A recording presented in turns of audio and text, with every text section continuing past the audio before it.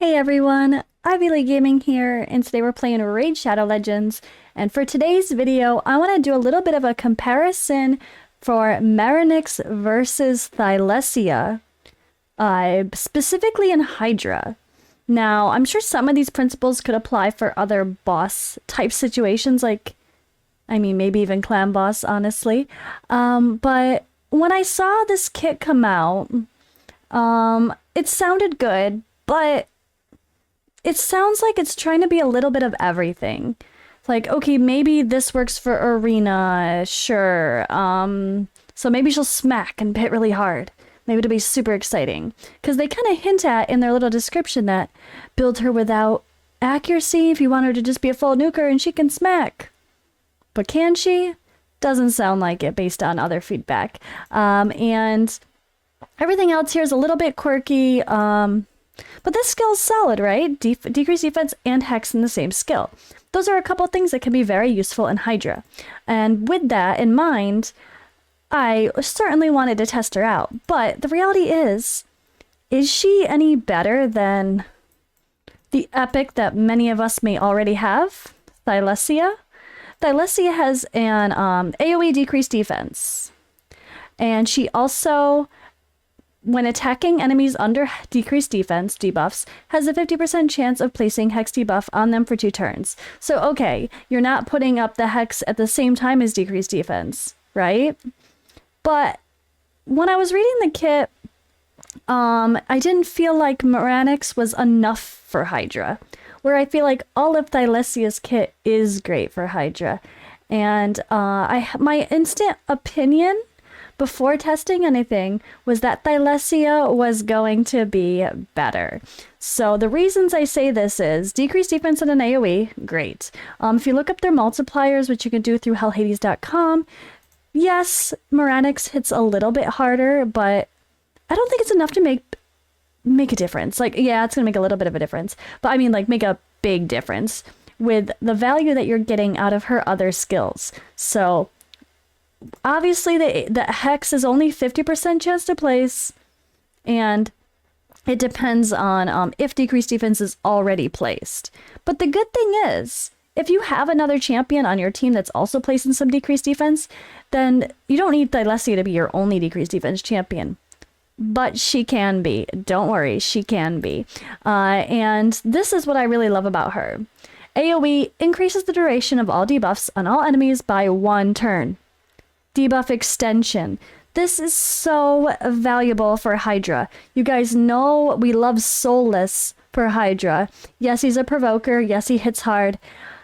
But the debuff extension on Soulless's A3 is one of his most valuable parts for Hydra. I mean, being able to extend block buffs, which is one of the most important debuffs in Hydra, like, that's insane. It's so good. So what I wanted to do was I wanted to test out pairing Thylessia, creating a Hydra team. We did Hydra Hard to keep it a little bit more relatable, with some relatable, not too hard to get champions, and then see who does a better job. Thylessia, does she have a higher value because of this debuff extension? Oh, and she can debuff spread as well. So if something doesn't land due to a weak hit, maybe she could spread it to someone else. So I really thought that this kit just overall was going to be better. So is this kit better than the little bit better damage of Maranix plus decreased defense and hex being in the same skill? That's what I wanted to find out. So what I did was I actually did some Hydra Clan Boss runs with both of them. And I'm going to talk about my results. So first up, we did Hydra Hard. Now, I am going to actually do some other videos breaking down this hard. This was semi-auto, guys. I'm going to do a video featuring this team because it's awesome. And I'm going to showcase the builds and go into more detail. I'm also going to go into another video separate based on the same team.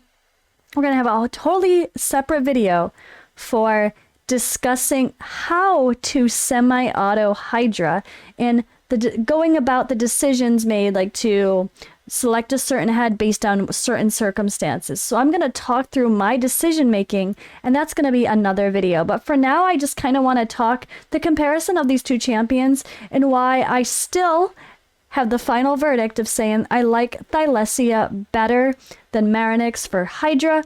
So if you have a Thylessia on your team versus a Maranix, I mean, I just feel like the value is just there, and I don't know that it's worth getting both champions. It might be it's more worth getting two Thylessias than it is like one Thylessia and one Maranix if you want to use multiple in Hydra for different keys.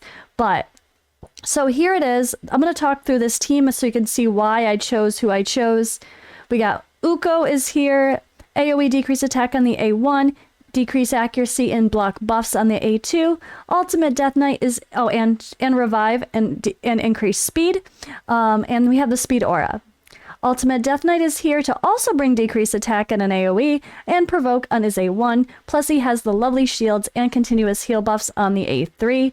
And we know how fun his passive is. It actually makes him the mischief target 50% of the time, I guess you could say, based on that skill.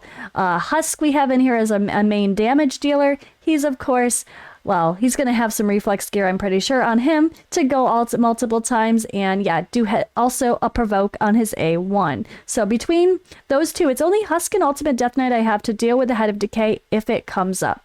We have Tanix in here as well, which is my first time finally using Tanix in Hydra. So this was suggested by Odd One. He was like, oh, I know Nub uses Tanix. She's great for Hydra. So shout to Nub Kex and Nub Raids and Odd One Gaming for the Tanix suggestion, to be fair. I really hadn't thought about her in a while. Well, to be fair, to my own credit, I did level her up to rank 6, and she was ready to get Masteries grinded, and she was fully booked. So I was going to use her eventually for Hydra. I just forgot about her, to be honest. But she's here with a decreased speed that turns into an AoE when she crits, and she also heals everybody, which was the main part of why I wanted her. I needed a healer. We have a reviver that had no healing. I tried Doom Priest and it just wasn't in the place of Tanix, and it wasn't reliable enough for survivability and keeping everyone healed. I mean, I think she could have kept everyone healed okay, but what I actually had was Jizzo and Doom Priest instead of Ultimate Death Knight and Tanix. But gosh, this is a really, really good team, guys. So I guess that's part of it. And Inquisitor Shamel is in this team because, guys, we are on the test server. I forgot to say, disclaimer, we are on the test server.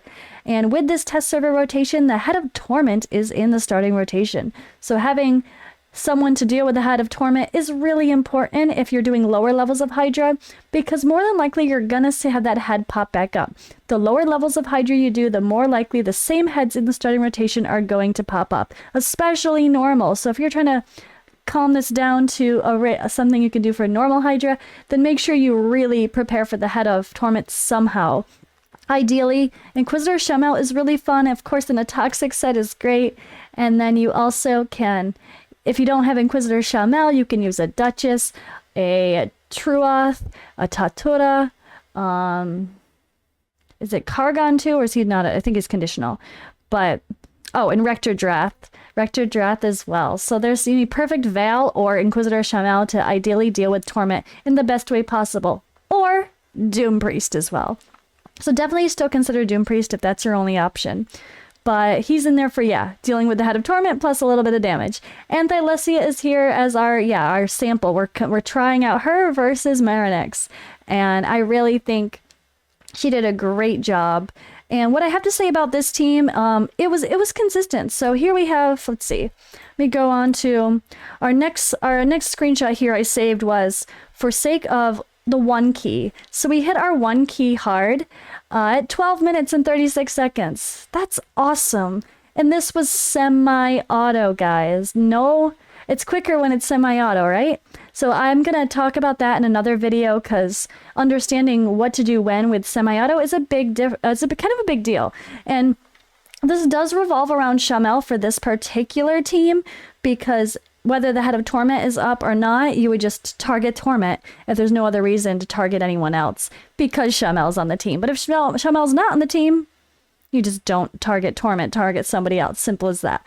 But this was solid. So we went from here to here. We actually were able to push out another, let's see, what is it? We were up to 30 minutes and we're able to get 40 million damage on semi-auto. It was so good. I'm so happy with this. This would have taken so much longer on manual because making those decisions to click and those few seconds to think about things a bit more add up a lot over time. This would have been a long key, honestly. So what I have to say about this run is Thylessia extending the buffs made this so smooth. There was no issue of, oh crap, our buffs ran out. We don't have block buffs on the head of Mischief. Oh wait, our buff's gonna get stolen. I mean, luckily I had a Mischief target backup with Ultimate Death Knight, of course, but still. One thing that I have to say compared to this run with Maranix, now let's talk Maranix, is it was way riskier. I took a few, it took me a few, like 5 restarts to get good RNG to begin with. And this run heavily relied upon block buffs being up on the head of Mischief, thanks to Uko having Master Hexer proc from a mastery. So, and it was either Master Hexer proc from a mastery, or if it didn't, then we needed Ultimate Death Knight to tank to have his passive trigger and be the Mischief target for that turn. So luckily it worked out. But the first couple runs I tried to do, it just wasn't happening. Like, it was the RNG of Ultimate Death Knight's passive only being 50%, and I was relying on that for him to be the Mischief target most of the time. Which actually, I mean, when it comes to this worked out pretty well. So we had block buffs and a 50-50 Ultimate Death Knight as the Mischief target. So that alone really did make both of these runs pretty damn solid. So in the end, they both worked, but I have to say, I felt like Thylessia's run felt more secure, I was less stressed as I was going through and doing my semi-auto, and it didn't feel as panicky, and I didn't have to restart. It worked better.